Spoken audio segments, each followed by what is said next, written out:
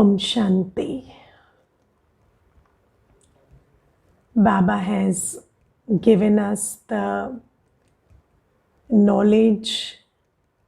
He has given us the power to come back to our power of purity. Yes, so, just like there are human beings in the world, but sometimes they are not aware of their human rights. Yes, and then they suffer not because they don't have rights, but because they don't know them, because they are not aware of them. And we, the soul, have a lot of rights, powers, but we didn't know them, and we were suffering because of that. We were not suffering because of who we are. We were suffering because of not knowing who we are. So Baba comes and Baba gives us these gifts. The gift of purity, the gift of happiness, the gift of peace. And I remember when I was undertaking the course, and that sister told me that, you are a pure soul and you can stay unaffected by circumstances. So when they are unfavorable, you can stay unaffected. And even if you're getting everything that you are getting, you can still stay unaffected. So I just asked her, can I? So I don't know whether I can. So she said, no, you can. So I said, I have to think about it. I've never thought like that. Can I actually stay unaffected? She said, yes, you can. So that whole day I spent thinking about how I didn't realize it until now, that it is possible to stay unaffected. So we were never introduced to that possibility before Baba came. And if you don't know something, you cannot stay in the power of what it feels like to know that, or to stay in that consciousness. So this is something that Baba gives us. Baba gives us the gift of purity. And Baba tells us that you are like the lotus in a pond. And so this is a classic example of purity. Whenever you talk about purity, you talk about the lotus. So the lotus is the symbol of purity, and the lotus is the symbol of purity for a reason, because the lotus can stay pure in the midst of dirty water, and that's the quality of purity. And just like the lotus has that quality, the soul also has that quality. Yes, so the soul has that quality. The soul is intrinsically pure. So you have the quality, you have the power to stay in a dirty world amongst negative environments, atmospheres, negative behaviors, and still be yourself, be that beautiful, radiant flower that you are, full of divine virtues. But in order to stay like that, do you know what is the secret of the lotus? The lotus is connected in the roots with other lotus, and it's a whole family. So if you just go deeper, you see that they are all connected as a family.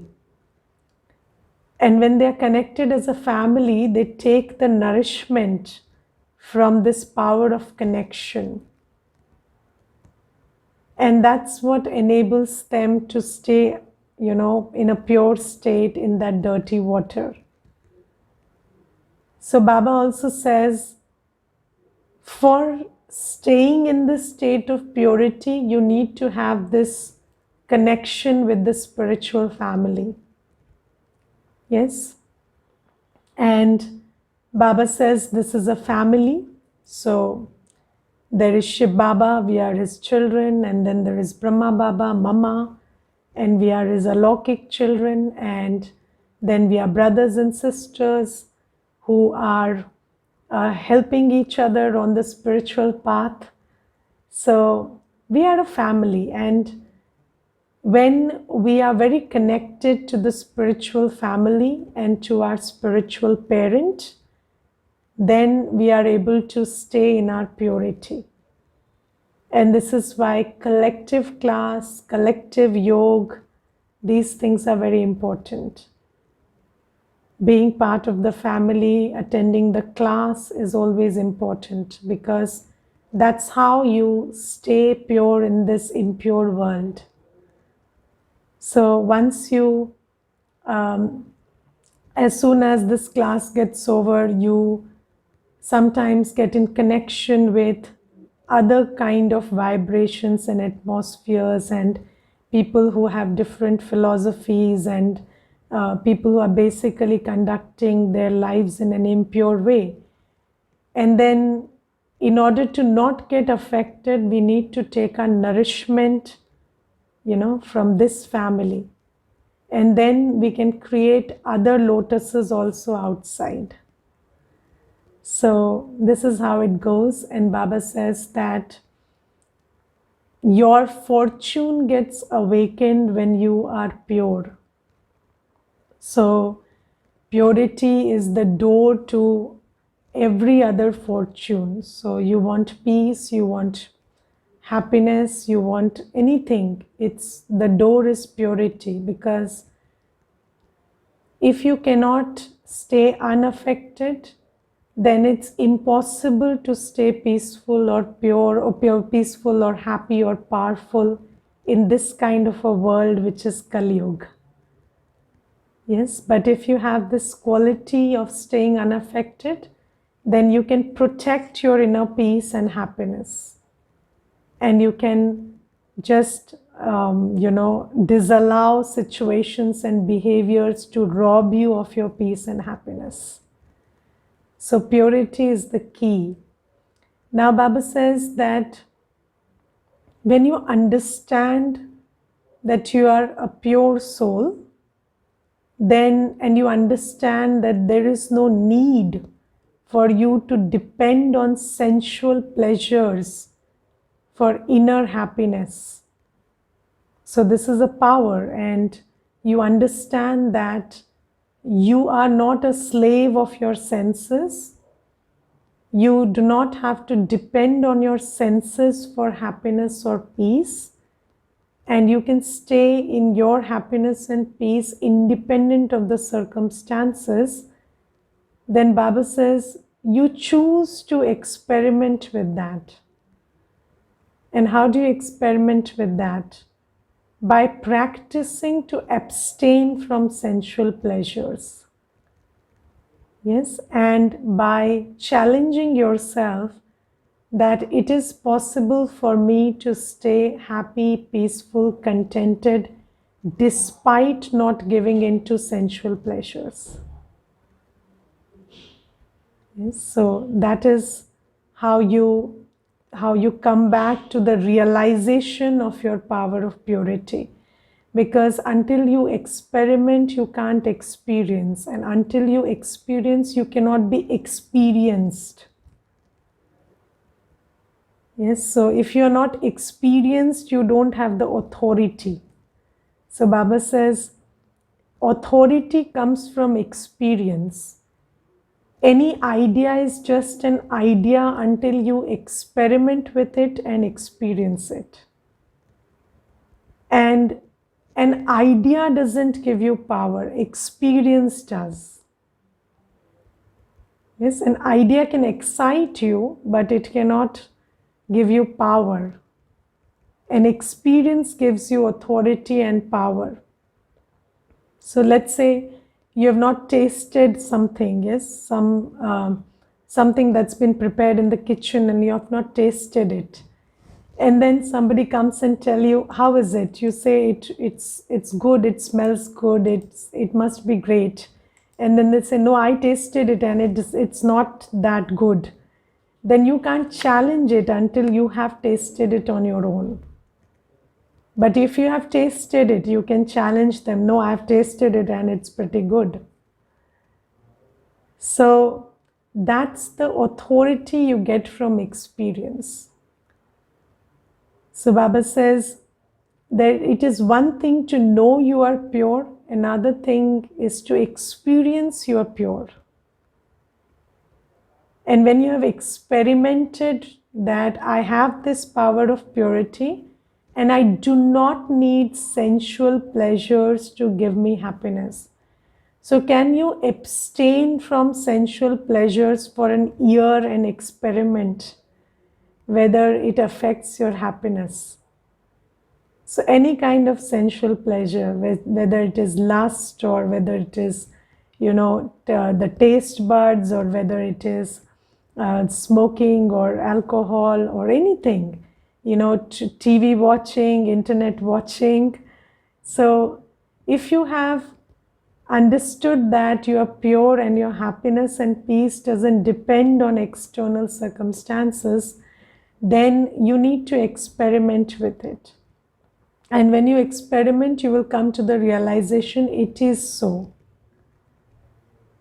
Yes, and then when you realize that you have the authority, and when with that authority you send this message to another one, they also are inspired to experiment with it. Yes, so only a pure soul can make anyone pure. Do you believe that slavery should be abolished as it is done in many countries? So we understand that slavery isn't good. And when it comes to spiritual slavery, the same applies. It's not good to continue to be a slave by choice. Yes, even if continuing to be a slave is what you've always done, it's not a good idea to continue to be that in the future. So Baba says, don't be a slave of your senses, because when you are a slave, it's said beggars cannot be choosers. So you don't have much choice about being happy and peaceful when you are operating as a slave. So Baba says, I'm giving you the knowledge of the power of purity. Experiment with it. Come to the experience that you are pure and you actually do not need anything to stay in a peaceful and happy state. Yes, happiness and peace is your own quality, and that you will experience when you experiment with it. And then your fortune is awakened, because nothing can upset you, nothing can make you afraid. You're not afraid of losing anything. And do you know what limits your fortune? It's fear. So when you are afraid of something, then you are creating, so that fear creates a destiny of its own. So you want to have something and then you are afraid of it because you are attached to it. Afraid of losing it because you are attached to it, and that is what limits your fortune. And when you are going after something and you are in your power, you're not afraid to lose, then you will be a winner always. So when you play without fear, you win. And you will be without fear when you're pure. Yes, you are always afraid to lose something that is that defines you, or that you consider important, as an important, crutch. So you are afraid to lose your crutch. If something is not your crutch, you are in your power, you are not afraid to lose it. And then you can always be a winner because you are playing without fear. So Baba is giving us all this knowledge. And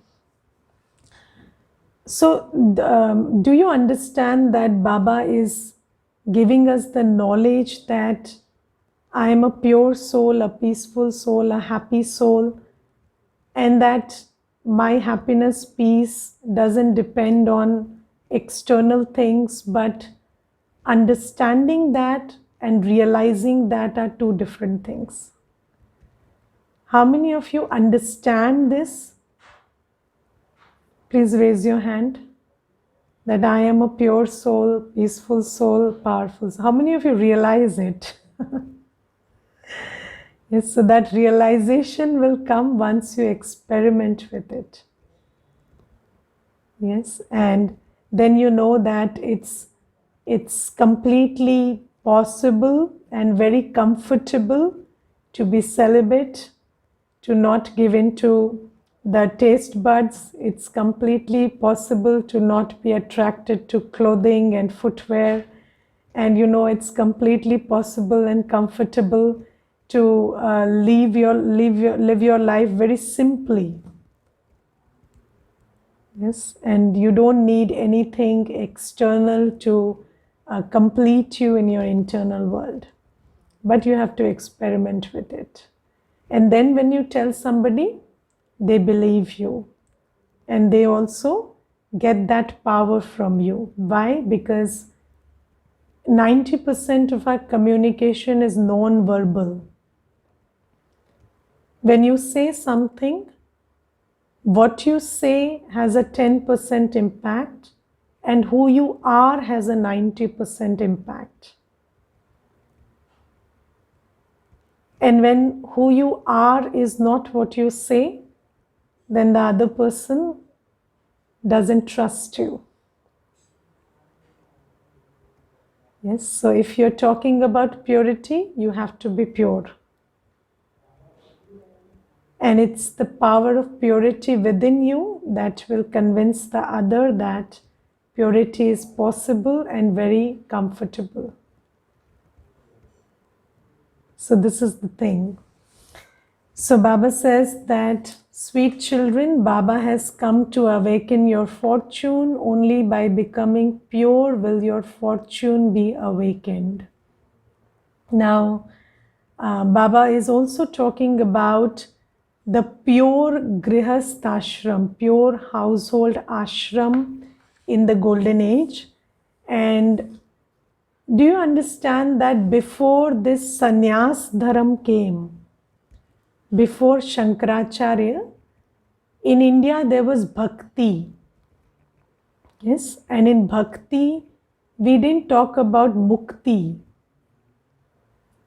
So when people did bhakti, they didn't want to get rid of the cycle of birth and death. No, that was not what they wanted. They always wanted to go to the land of Sri Krishna. So in India, bhakti was done to go to a world of happiness. So we never thought about exiting the cycle until very recently, you know. This thought about not coming into the cycle of birth and death was introduced by the sannyas dharam. And they told us that whenever you are here, it's always sorrowful. So you better make an attempt to not come here anymore. But before that, the idea was not to exit from this cycle of birth and death. The idea was to move to a world of happiness. Because we believe that there are two worlds, a world of happiness and a world of sorrow. And Baba says that you also have to aim to go to a world of happiness. And when we talk about a world of happiness, Then Baba says, when you talked about going to the land of Shri Krishna, or when Gandhiji talked about Ram Rajya, yes, we always talk about Ram Rajya, and Gandhiji wanted Ram Rajya. And Baba says, when you say you want to go to the land of Shri Krishna or to Ram Rajya, what it means is you want to go to a world where there is a household, there are parents, there are children, we live together as a family, but there is no vice in that world. So your problem is not the family, your problem is viciousness in the family. And if you leave the family, you don't become happy. If you leave the vices, you become happy. Okay, so Baba says, first thing is, household is not the problem. Impure household is the problem. Okay, and Baba says, when the household was pure, it was called an ashram. Pavitra Grihast Ashram. And when it has become impure, what do you call the household these days? Janjal. You know, it's a mess. You say, people very sadly they say we are grihasthis. So we can't do much. But Baba says, no, you are a householder and that's great. The only thing missing is you change it from an impure to a pure one. And then Baba says, a household without purity, yes, is as good as the household of an animal. Because if you think that being a householder means producing children, then that is what animals also do. So that's not something to be applauded, as a qualification for a household. So Baba says, being a householder is not defined by the ability to produce children. So, sometimes people ask us, do you not encourage family life? So we tell them, what does family life mean? If it means producing children, then that's what animals also can do. So that's not what family life means. Family life means living and creating a family which is happy, peaceful, there is joy, there is growth. That's what a family is about. And that happens when you are in your purity. So being a householder doesn't rest on your qualification to produce children. It rests on your qualification to create a pure family. And when you are in a family, it need not be blood relationship. You need not be, you don't need to get married or produce children or have blood relationships to be in a family. What you need is relationships based on purity. Yes, so that's the kind of family that Baba is encouraging us to create.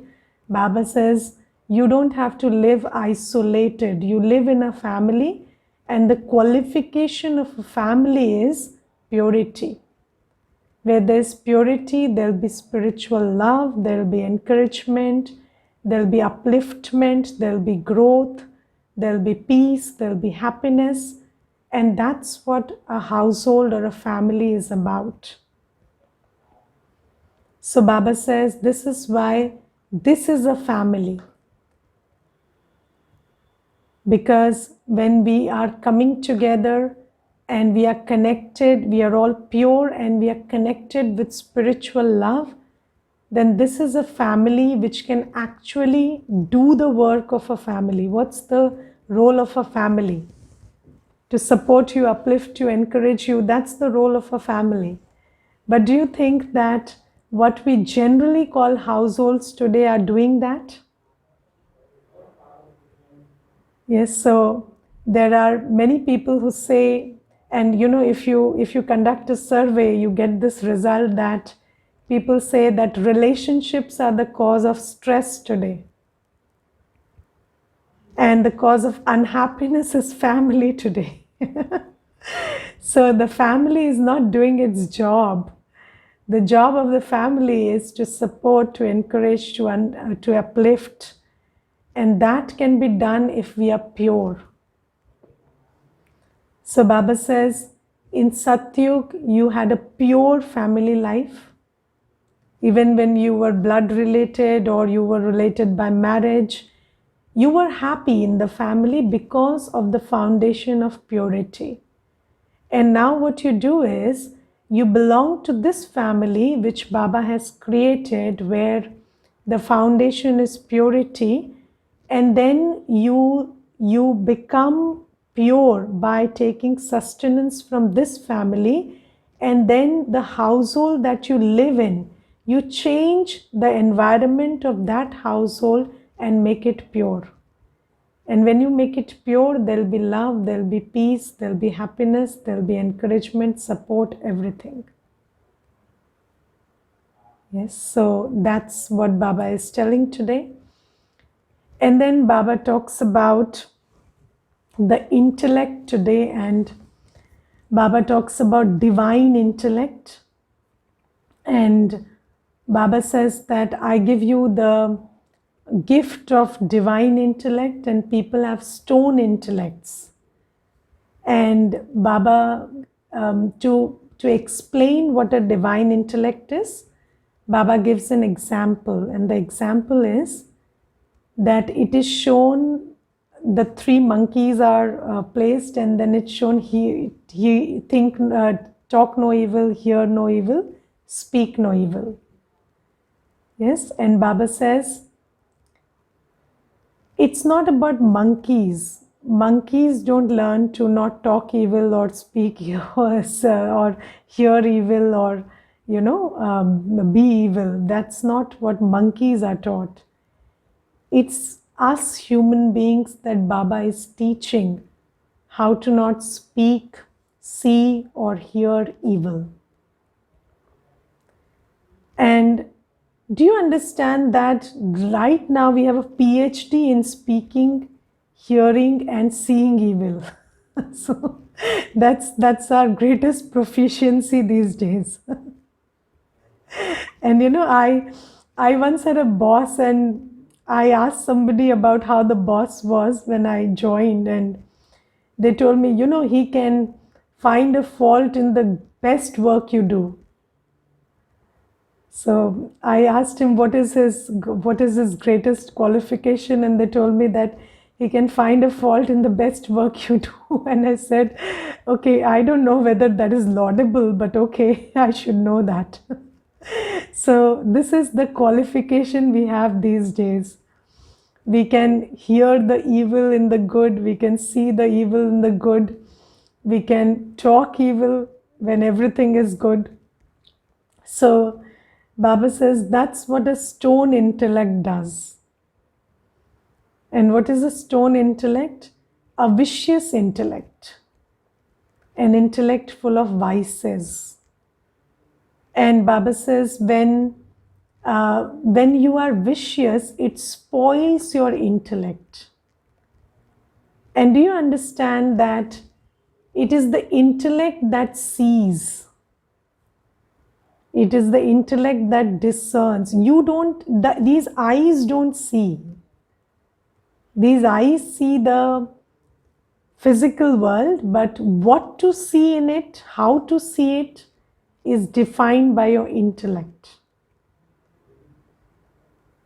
And if you are vicious, full of lust, ego, anger, attachment, and greed, then that viciousness creates a shadow. It becomes like a spectacle that you're wearing on that intellect, on the eye of the intellect. And then your vision gets colored by those vices. Yes, so So you receive messages on the WhatsApp, and then have you seen that when you open a message by someone you love, you always get a nice message, and when you open a message by someone you don't like, you always find something fishy in their message. But it's not the message, it's you. Because your ability to see what is colored by your prejudice. And your intellect, when your intellect is covered by prejudice, prejudice comes from vices. The main thing that vices do to you is make you prejudiced in favor of somebody and against somebody, in favor of something and against something. So even when you look at situations, you are not able to see them for what they are, because you're prejudiced by your desire of what you want them to be. So this intellect, which is shadowed by lust, anger, ego, attachment, greed, laziness, desire, fear, is prejudiced. It cannot see what is what. And when you can't see clearly, you obviously cannot respond well. Yes, so that's what's happening.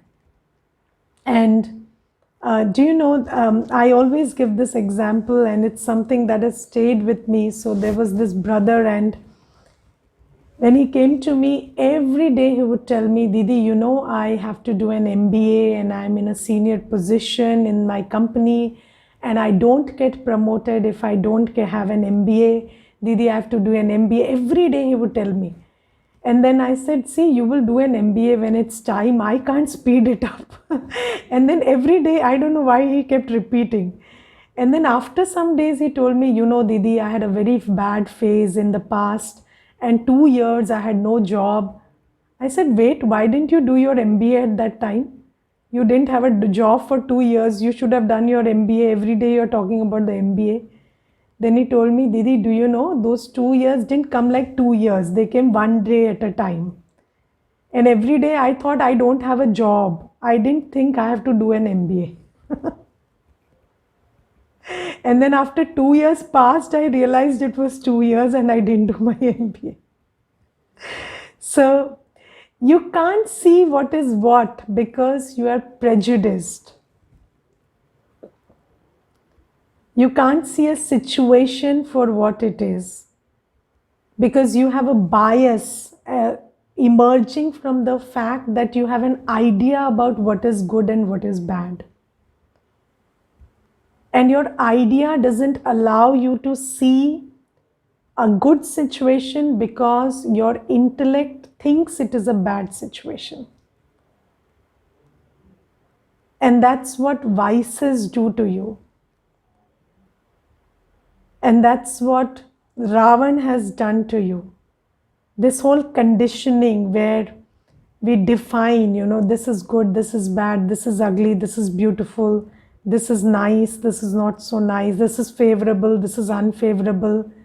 All that is based on the conditioning that this whole journey in the world of Ravan has made us, you know, develop. And now Baba is giving us a different set of rules. What is that? Every soul is a soul, a child of God. Nobody is bad.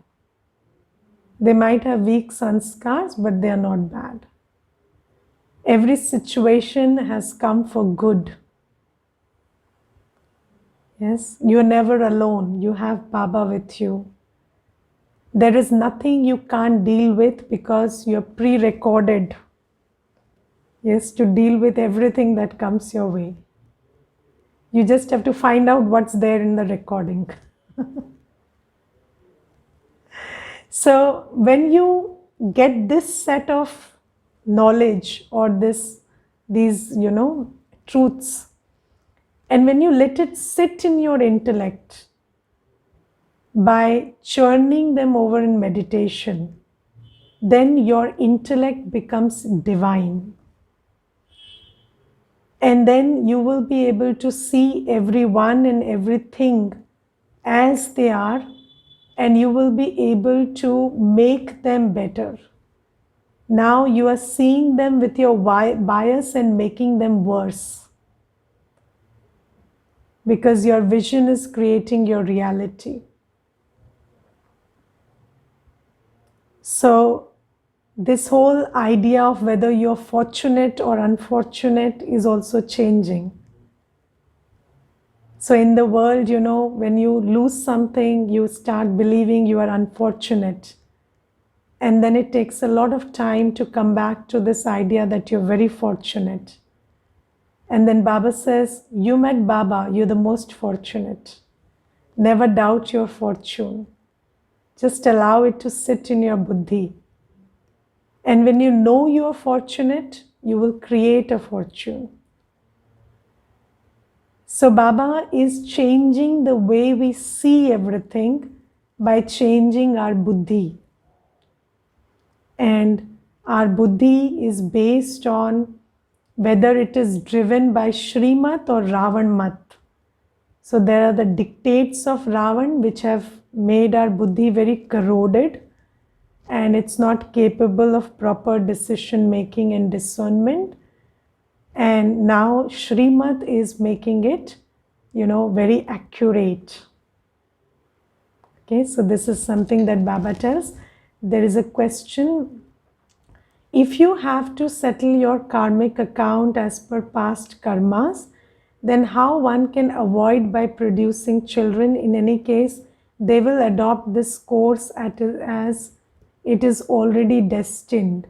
Yes, of course. So it's all about the choices you make after you understand the value of purity, not before that.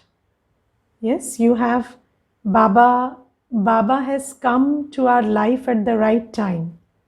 So until we were under the sway of drama, and karmic accounts could freely enter our life, Baba didn't make an entry. But now that Baba is here, we have a choice about whether we want to create new karmic accounts or not, because we understand what it is, what is creating a karmic account and what is settling a karmic account. And if we again choose, Baba doesn't leave us. It's not like if you choose to create a karmic account after Baba, Baba leaves you. But probably you will leave Baba because you will be very burdened by your karmic account. So that's the thing. So earlier we didn't have a choice, and Baba doesn't blame us for that. And Baba doesn't blame us for making the choices we are making today also. But now when we make a choice, it has to be a conscious choice. We know what it means. Yes, so there was this one girl, and she once told me that I like to wear short dresses. Is that okay? So I said, everything is okay until you can handle it. So nobody defines for you what's okay. We can only tell you how the world is. And if you are ready to handle that, everything is okay. Yes, so when you make a choice, you should make it consciously. That's what Baba wants. And Baba is telling us what it means to choose the path of impurity now. Earlier, we didn't know impurity from purity. Now we know. So we are expected to make better choices. But if we don't, then we should make them consciously, and we should know what we are putting ourselves into. That's all. Okay. Om Shanti. Now, today we have to offer bhog to Baba, and there are many brothers and sisters. Some have their birthdays, some have their anniversaries, some have housewarming. Yes, there is somebody who got well from an illness, and they've all offered bhog to Baba very lovingly. So we'll all take their remembrances and our remembrances to Baba. I'll redirect you to the other room in 2 minutes. So stay connected in yoga until that time. Om Shanti.